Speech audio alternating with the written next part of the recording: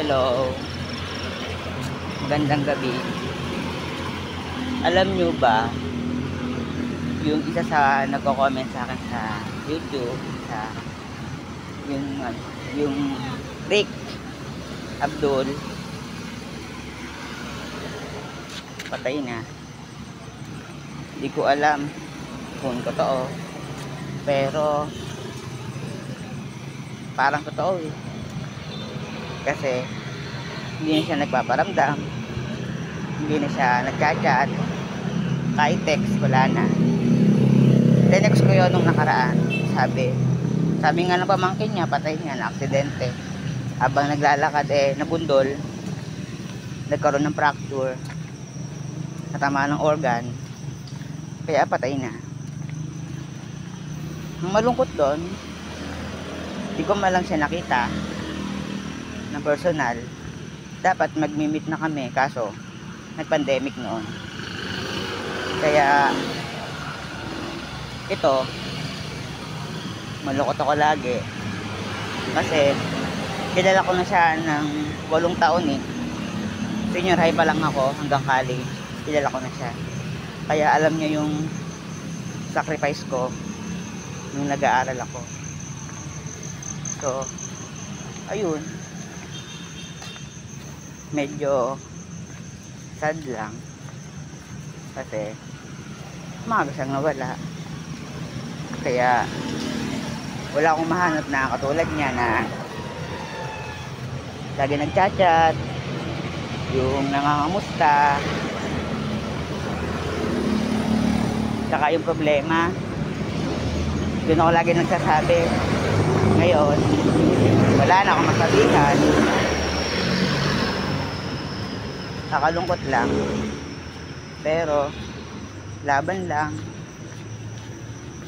Doon talaga ang buhay. Bala ko nga pumunta sa ipuntod na eh, para makapagpaalam man lang. Kaso problema, hindi ko alam saan ang bahay. Nasabi lang niya Caloocan, pero malawak ang Caloocan eh, malawak. Hinahabo ako dahil ang bigat ang dala kong bag, nag-uusap ako. So yun lang, sana hindi totoo, pero parang totoo eh, kasi hindi ko na siya maramdaman. Hindi ko alam.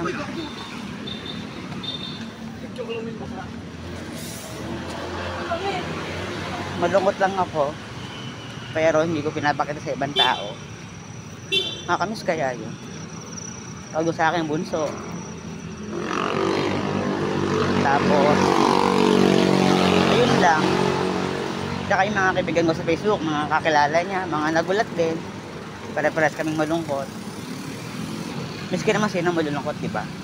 Kapag may nawalan ng mahal sa buhay.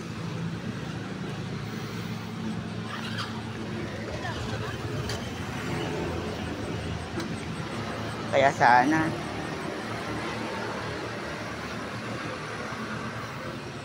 kung nasan man siya ngayon, sana okay siya. Kakalungkot lang dahil unexpected yung pagkamatay niya, di ba? Yung hindi mo inaasahan. Yun eh, sasamba siya sa kapilya bago mangyari yun.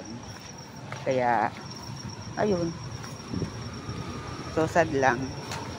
Sana sana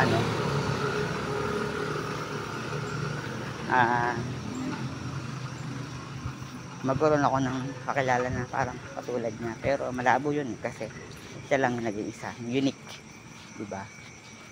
So yun lang, bye bye.